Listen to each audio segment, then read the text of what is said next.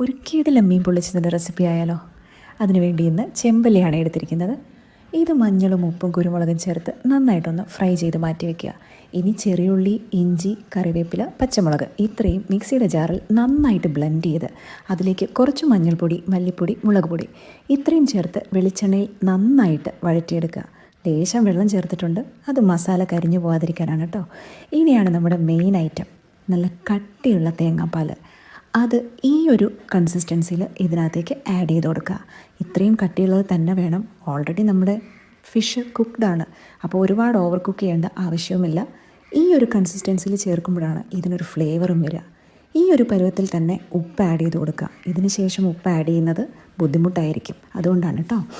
ഇത് നന്നായി യോജിപ്പിച്ച ശേഷം ഇതിനകത്തേക്ക് നമ്മുടെ ഫ്രൈ ചെയ്ത ഫിഷ് ഇതുപോലെ നിരത്തി വെച്ച് കൊടുക്കുക.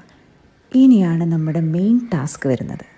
ഇതിലേക്ക് ഈ മസാല മുഴുവൻ നമുക്ക് നന്നായിട്ട് പിടിച്ച് വരണം.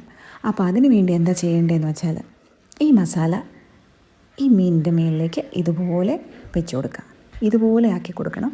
ഇതുപോലെ രണ്ട് സൈഡും നമുക്ക് മസാല നന്നായിട്ട് പിടിച്ചു വരണം. അതിനുവേണ്ടി ഇടയ്ക്കൊന്ന് ഫിഷ് ഫ്ലിപ്പ് ചെയ്തിട്ട് കൊടുക്കാം കേട്ടോ. അങ്ങനെ ചെറിയ തീയിൽ കിടന്ന് ഇതൊന്ന് മസാലയൊന്ന് നന്നായിട്ട് മുരിഞ്ഞു വരണം. എന്നാൽ കരിഞ്ഞു പോകാനും പാടില്ല. അപ്പോൾ എപ്പോഴും ലോ ഫ്ലെയിമിൽ തന്നെ വെക്കാനായിട്ട് ശ്രദ്ധിക്കുക. ഇതുപോലെ ഇതിലെ വാട്ടർ കണ്ടൻറ്റ് കംപ്ലീറ്റ് ആയിട്ട് വലിഞ്ഞ് ഈ മസാല കംപ്ലീറ്റ് ആയിട്ട് ഈ മീനിൽ പിടിക്കുന്ന ഒരു പരുവത്തിലേക്ക് എത്തും. ദാ ഇതുപോലെ കഴിഞ്ഞു. ഇത്രയേ ഉള്ളൂ. ഇനി എന്താ നോക്കാനാ? ഒരു പ്ലേറ്റിലേക്ക് മാറ്റുക, കുറച്ച് ചോറെടുക്കുക, അതിൻ്റെ കൂടെ ഈ കിടിലൻ റെസിപ്പി അതൊന്ന് ട്രൈ ചെയ്യുക. അപ്പോൾ എങ്ങനെ, ട്രൈ ചെയ്യല്ലേ?